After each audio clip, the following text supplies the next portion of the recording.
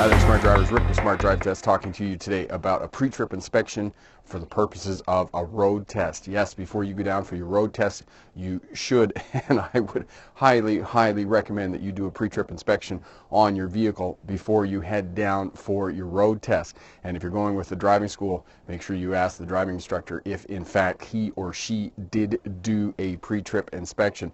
Now, a couple of things that you should have with you before you head down for the road test. Money. You need money. The road test isn't free. It doesn't matter where you are in the world. All of these licensing agencies charge a fee for you to take your road test. So make sure you have money. You're going to need 2 pieces of identification, and oftentimes what I tell students is to take a 3rd piece as well. That way, if one of them is not accepted, you've got a backup for that as well. And then finally, don't forget your license.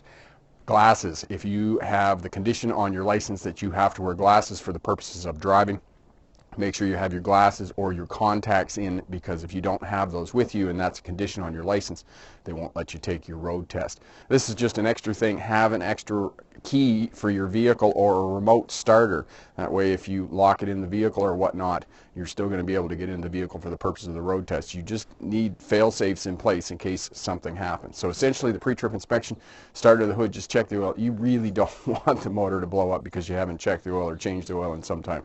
So check the oil before you go down. If it's wintertime as it is now, you're going to have spray off the roads. It's going to be dirty. You're going to need to be able to clean the windshield. So make sure you got your windshield washer fluid topped up. We're going to show you how to do that under the hood. Go around the vehicle. Make sure there isn't any body damage, no new body damage. Make sure your plates are in place, all the decals are in place, and all the lights are working. And as you can see here in the wintertime, make sure you have the vehicle completely cleaned off of the glass and the lights. Inside the vehicle, make sure everything works. The instrument panel, all the blinkers and lights, the seat belts, and the seats are secure. And make sure it's clean, because if you got fast food packages up to the knees in the footwells, they're not going to go for a road test with you. And as well, one of the things I've mentioned in other videos, make sure both plates are on, because if you borrow your uncle's car from a different jurisdiction that doesn't require a plate on the front, and you're taking your license in a jurisdiction that does require a plate, they won't take you out for that either. And unfortunately, that's kind of a sad event if that happens. So make sure you got all the plates and decals. Make sure you have the insurance papers as well, in the unfortunate event that something happens on your road test and you are involved in an incident, that you have all of that paperwork as well. So we're going to go here. We're going to do the pre-trip inspection for the purposes of a road test. Stick around. We'll be right back with that information.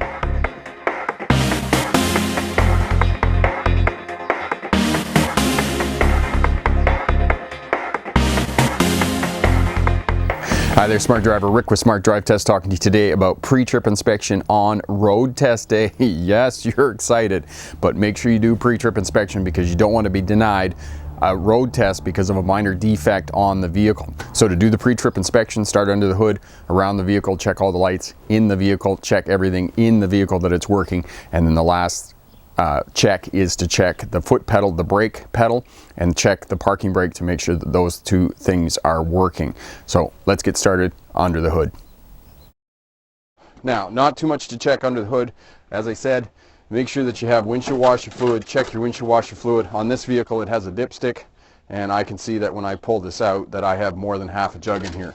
Now, I would just fill that up because I'm under the hood anyway, and would fill up my windshield washer fluid. I just make sure that there aren't any hoses or lines that are cracked or broken. There isn't anything that appears to be out of place. I don't have any fluids or liquids pooling anywhere.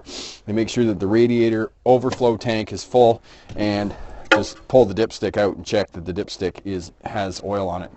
And you can see that here in the camera that it is in fact full. And that's basically it under the hood. You just want to check and make sure everything's good. You got oil in it and you got windshield washer fluid. That is under the hood. And then we just simply close the hood and make sure that it's latched. So after finishing under the hood, you go into the vehicle and start the vehicle. Turn your lights on, low beams on with your left signal on. So we're going to do that, and then we're going to check the outside of the vehicle. So we go into the vehicle. And for manual transmissions and both automatic transmissions as well, you're going to have to go into the vehicle. On a manual, you have to push the clutch in, turn the key to the on position. On an automatic, to get it to start, you're going to have to put your foot on the brake pedal. So we fire the vehicle up. After the lights go out, turn it on, turn your lights on with your left signal on, Make sure if you're driving a manual, it's in neutral with the parking brake on. If you're driving automatic, in park with the parking brake on. So we get out of the vehicle, shut the door, and essentially your sequencing for your pre-trip is top to bottom, left to right. So top, no damage to the top. The glass is not chipped, cracked, or broken. No damage to the hood. The lights are working. The parking light on the right is working. The signal light is working. The license plate is in place, not damaged. And the decal on this vehicle is on the back. No damage to the bumper. Nothing hanging down, nothing leaking on the side of the vehicle. We look at the side of the vehicle, starting at the top. The glass is not chipped, cracked, or broken. The glass is not damaged. The mirror is in good condition. There's no damage, no new damage to the body. The tires are inflated. Give them a kick. The mud flap is in place. Nothing hanging down, nothing leaking underneath the vehicle. The rear tire, give it a kick. The light is working. The fuel cap is good, in good place. Okay, and the door opens and closes from the outside. The roof rack is secure. The light. So on the rear of the vehicle, the signal is working. The parking light is on. There's no damage to the top of the vehicle. The glass is not chipped, cracked, or damaged. Spare tire that has air in it, you can just give it a whack. License plate light is working. License plate with a valid decal. There's no damage to the body. The bumper is in good condition. And the trailer hitch is secure. And just the exhaust, just tap it with your toe. The exhaust is secure as well. Passenger side of the vehicle, parking light, top. No damage to the top of the vehicle. The glass is not chipped, cracked, or broken. The light is working. The mud flap is good. Tire is good. No damage to the body. The mirror is not broken or chipped. The mirror is not broken, chipped, or damaged. Mud flap is good. No damage. And as we mentioned before, the parking light is working. So now what we do is we go back in the vehicle, switch to high beams, and put on the other signal, and come back out and just do a quick walk around. All right, so the high beams are working. The left signal is working, and the park light is working. This reflector is in place and not damaged. Again, we just do a quick from far away, no damage, nothing hanging down underneath the vehicle, nothing leaking. So we come around to the rear of the vehicle. The park light is working, the signal light is working, and we checked the license plate light once before, so it's working. The passenger side of the vehicle, we come up the passenger side of the vehicle, the signal's working, the light is working. Again, quick look on this side of the vehicle, no damage. We look underneath, there's nothing hanging down, nothing dragging. We already checked the tires, quarter fender, and the light, and the reflector on the front of the vehicle are all working. Once you finish all of that, then you go inside the vehicle, and we're going to do the in-vehicle checks for the purposes of going for your pre-trip inspection. The reason we do all outside and do the lights is because if none of the lights are working, then the examiner will not take you on your road test. It's policy at most licensing centers that if there's something wrong with the vehicle, that it is not roadworthy, they will not take you for a road test. And unfortunately, at many licensing centers, I've seen students who've been denied a road test because something has been wrong with the vehicle. So make sure you do a pre-trip inspection. That way you're not going to be denied going out for your road test, because you want to ensure success. And the last thing you want is something to happen with the vehicle. So outside, the last thing you do is check the brake lights.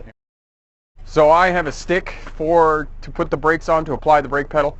If you just have somebody else that just can put the brakes on real quick for you, then you can check the brake lights and make sure that the brake lights work. And as you can see, all three brake lights are working on the back of the vehicle. And make sure your brake lights are working, because the examiner will do as part of his or her mini pre-trip inspection to make sure that the brake lights are in fact working. So check your brake lights. So now what we're going to do is we're going to go in the vehicle and do the checks inside to make sure everything's good in the vehicle. Inside the vehicle, make sure it's clean of all rubbish. If there's any fast food containers in the footwells and those types of things, take them out. As well, I would suggest that you get your vacuum out or take it down to the local car wash and vacuum it out and wipe the dash down and make sure it's nice and clean, because just, you don't get a second chance to make a first impression. Then after all of that, ensuring that it's clean and whatnot, make sure that you have the paperwork for the vehicle, registration and insurance, and that it is valid and current for the purposes of your road test. This vehicle, I have a dash cam in here. Make sure you take your dash cams out and any other recording devices. You're not allowed to have any recording devices for the purposes of a road test, so take all of those out. The other thing I'll stress again about the outside of the vehicle, make sure that your license plates are there and in place, and if you need one on the front, make sure you have one on the front and you have a valid decal, because that will preclude you from going on a road test as well if you show up with a vehicle that doesn't have the proper licensing. So you come inside the vehicle, the seat is secure, this seat is secure, both seat belts work and buckle, and make sure you actually buckle them. Don't just think, oh, they're going to work, because you don't want to get down there and the seat belt doesn't buckle or something doesn't work. Okay? Seatbelt buckles, both doors open and close from the inside. You want to be able to get the examiner out, because the examiner doesn't want to climb over to get out of the vehicle. He or she will not do that. So make sure the doors work. Okay, start at the top. Both visors are working, because if it's glare sun on your road test, you're going to need your visor. So make sure your visor's working. The glass is not chipped, cracked, or broken. Turn the key to the on position. Windshield wipers work and squirt. Okay, if you hit a puddle or something and you get a big splash up on the windshield, you're going to have to be able to clean the windshield. So make sure that the wipers work.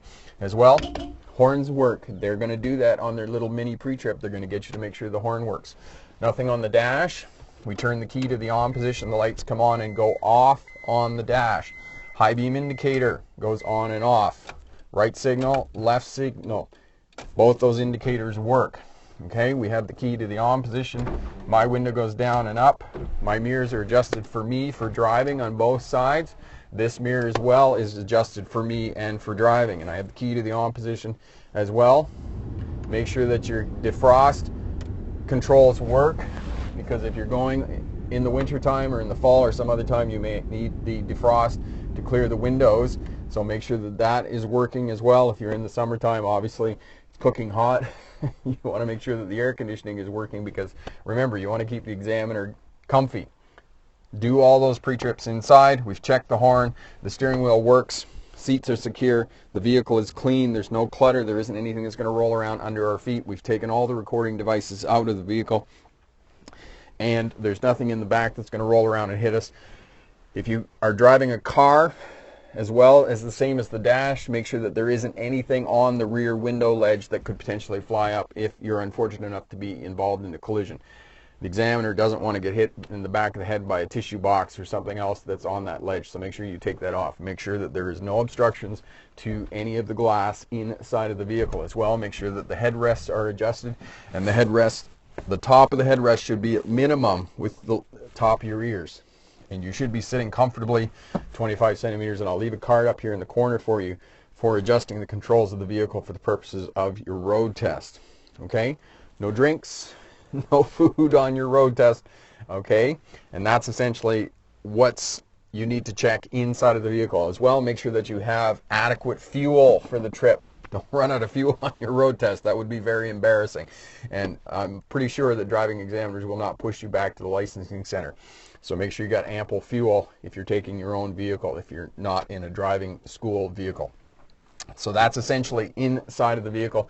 And what I'll do is I'll leave a checklist over at my website, and you can find a link down in the description box, and you can head over there and get a checklist for the items that you need to inspect for the purposes of the pre-trip inspection. Now, the last thing that you need to do before you go to the road test center is you need to do a test on the service brake, which is essentially you need to make sure that the brake brings the vehicle to a stop and releases, and as well you need to check the parking brake. So we're going to do those two things, and then you'll be finished the pre-trip inspection.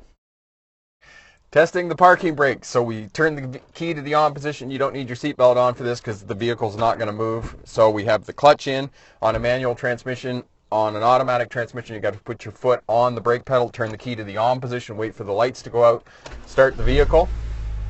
Parking brake is on, into a forward gear if you're driving an automatic, into drive. Hands on the steering wheel in case the parking brake doesn't hold the vehicle. Out with the clutch. Just try and move the vehicle forward. It doesn't move. Same thing with an automatic. Just put it into drive and get a little bit of throttle and see if it moves forward. The parking brake should hold the vehicle in place. So you can see that the vehicle just sets down. That means that the parking brake is in fact working. We put our hands on the steering wheel. I had some difficulty with that. Put your hands on the steering wheel in case the parking brake doesn't hold. So for the purposes of your road test, the parking brake has to work and hold the vehicle, especially if you're driving a manual transmission. And for those of you in Europe who use the handbrake as part and parcel of driving a manual transmission, you're definitely going to need to know that your parking brake works. So check the parking brake, and that's how you do it. So to test the foot pedal, you just drive forward, apply the brakes. Brakes bring the vehicle to a stop, and you move forward, and the brakes release. And that's all there is to testing the parking brake and testing the foot pedal. And the vehicle has passed the pre-trip inspection. Now you're ready for your road test. Quick review of pre-trip inspection for the purposes of a road test. Check under the hood, check the oil, check the windshield washer fluid. Make sure there aren't any pools of fluids, no apparent damage, and that the radiator is full. Close the hood, come in the vehicle, start it up. Secure the vehicle by putting it in neutral if it's a manual with the parking brake on. If it's an automatic, in park with the parking brake on. Turn on the headlights and your left signal. Make sure all the warning lights on the dash have gone out. Go out and check the headlights and start at the top and work down. Make sure there's no body damage. The glass isn't cracked, chipped, or broken, because if you're cracked, chipped, or broken on your windshield, they're not going to let you go for a road test as well. Make sure the plates are in place and secure and with the proper decals. Make sure the left signal is working, no body damage, no cracks, breaks, or chips in the glass, and the tires are properly inflated. Make sure the spare tire is inflated too, because you might get a flat on your road test. Not likely, but a possibility. Go around the vehicle, make sure all the lights are working, come back in the vehicle, turn your high beams on with your right signal. Go around the vehicle again, make sure all the lights are working and that the right signal is working on the vehicle as well. Make sure your high beams are working. And again, do another scan for body damage. The last check outside is to check the brake lights, and you're probably going to need a stick to apply the brakes or get somebody else to do it. Make sure the brake lights are working, because they're going to do that at the licensing center before they take you out for a road test. Then come in the vehicle. You can take off your gloves or what else you have if you do in fact have gloves. Check that everything is working inside of the vehicle. If you have a dash cam or any other recording device in the vehicle, you have to take them out because you can't take them for a road test. Start at the top, the visors, the glass, nothing's chipped, cracked, or broken. There isn't any debris on either the front dash or the window at the back of the vehicle. There isn't anything that's insecure in the vehicle. Make sure it's clean, especially the passenger side where the examiner is going to sit. Make sure that all the warning lights in fact have gone out. Check left, right signals. Check the high beam indicator. Check that your windshield washer fluid works with the windshield wipers, that those work. Make sure the defrost works. Make sure you have the paperwork for the vehicle, the license, the registration, and your own license, because you can't go for a road test if you don't have a license, right? Make sure that the doors work, the seat belts, the seats are secure inside of the vehicle. Check all of those things. And make sure that the parking brakes work and whatnot. Make sure that the doors open and close from the inside. And finally, the last check that you're going to do for the purposes of a road test is to ensure that the parking brake holds the vehicle when you apply it and that the service brakes respond. So in other words, they bring the vehicle to a stop and they release. That's the last part of your pre-trip inspection for the purposes of a road test. And I will leave a checklist for you over at my website that you can get, and that way you can go through that checklist and make sure that everything's working on your vehicle before you show up for a road test. Question for my smart drivers: have you been denied going on a road test because something wasn't working on the vehicle, or you forgot your prescription glasses? Leave a comment down in the comment section there. All of that helps out the new drivers going for a license. I'm Rick with Smart Drive Test. Thanks very much for watching. If you like what you see here, share, subscribe, leave a comment down in the comment section. As well, hit that thumbs up button. Check out all the videos here on the channel if you're working towards a license or starting a career as a truck or bus driver. Lots of great information here and over at my website. Head over there. Lots of great information and online courses that you can purchase. Stick around to the end of the video. Funny bits and links to the other videos and to my website. Thanks again for watching. Good luck on your road test. And remember, pick the best answer, not necessarily the right answer. Have a great day. Bye. All right.